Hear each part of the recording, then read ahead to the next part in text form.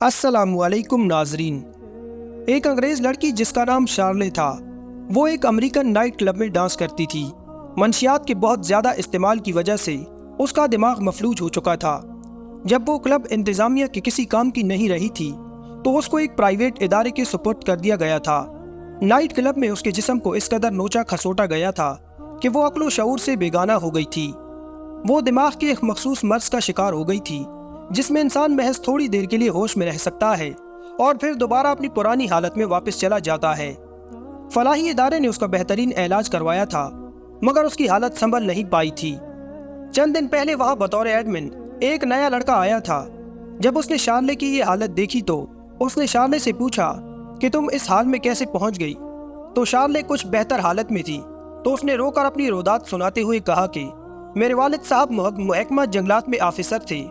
एक दफ़ा हमारा प्रोग्राम बना कि छुट्टियां गुजारने के लिए शिकागो से ह्यूस्टन जाया जाए, लिहाजा टिकट बुक करवा ली गई और ह्यूस्टन में रहने के लिए होटल का बंदोबस्त भी कर लिया गया।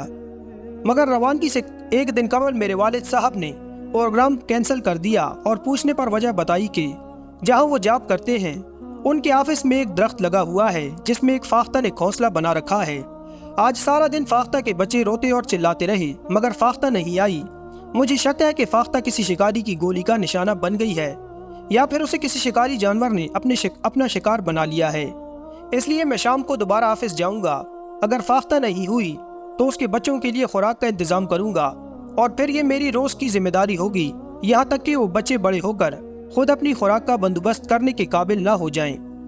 मेरे वालिद साहब की बात सुनकर मेरी वालदा को बहुत गुस्सा आया और जब झगड़ा शिद्दत इख्तियार कर गया तो मेरे वालिद साहब वहीं रुक गए और मेरी वालदा मुझे लेकर छुट्टियां मनाने चली गई।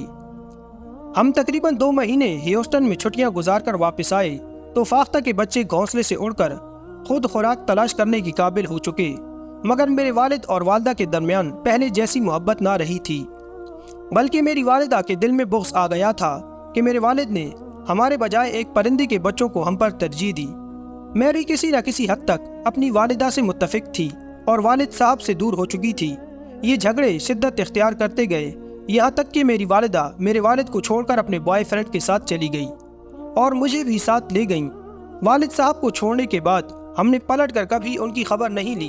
अलबत्ता वालिद साहब ने मुझे वापस लेने के लिए 2-3 बार कोशिश ज़रूर की मगर मेरी वालिदा ना मानी और फिर हम ओहायो स्टेट में मुंतकिल हो गए, जिसके बाद मेरा और मेरे वालिद साहब का राब्ता मुनक़ते हो गया।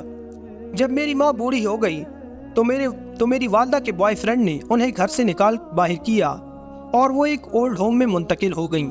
मैं कोई मुनासिब जगह और सहारा ढूंढती रही क्योंकि जब तक मुझे कोई सहारा ना मिलता मैं उस शख्स के सिवा कहीं और नहीं जा सकती थी।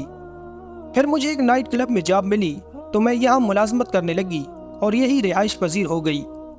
यहाँ भी मेरे जिस्म का जिनसी इस्तेहसाल होता, मुझे मुख्तलिफ किस्म की मंशियात ज़बरदस्ती पिलाई जाती रहीं, यहाँ तक कि मैं मुकम्मल तौर पर नाकारा होकर रह गई थी। तो मुझे उस इदारे के सुपुर्द कर दिया गया और आज जिस हालत में हूँ आपके सामने हूँ। शार्ले की बात सुनकर नए आने वाले एडमिन ने उसे तसल्ली दी और बताया कि जिस शख्स को तुम लोगों ने महज उसकी रहमदिली की वजह से छोड़ दिया था, उस शख्स को बाद में अल्लाह ताला ने हिदायत बख्शी और वो मुसलमान हो गया था। मेरी वालिदा एक ईरानी खातून हैं।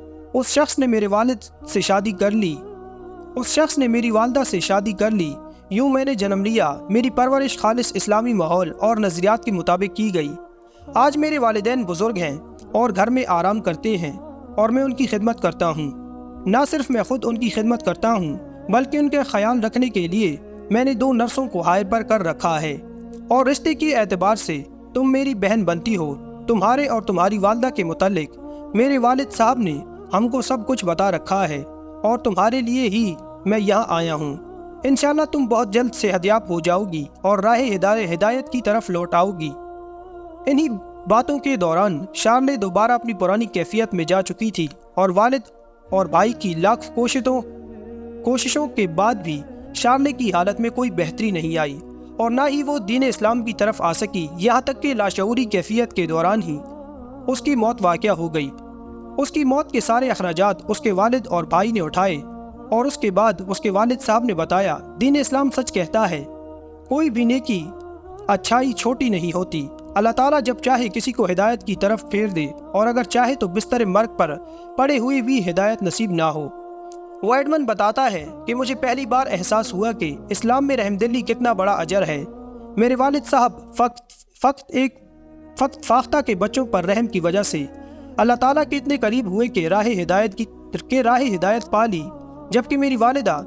جبکہ میری سوتیلی والدہ اور بہن نے حد سے تجاوز کیا تو اللہ تعالیٰ نے ان کو دونوں جہانوں سے دھتکار دیا۔ اس دنیا میں بھی نشان عبرت بنی اور جن لوگوں کی خاطر انہوں نے حد سے تجاوز کیا انہی کے ہاتھوں ذلیل ہوئیں اور یقیناً آخرت میں بھی ان کے لیے دردناک عذاب ہوگا۔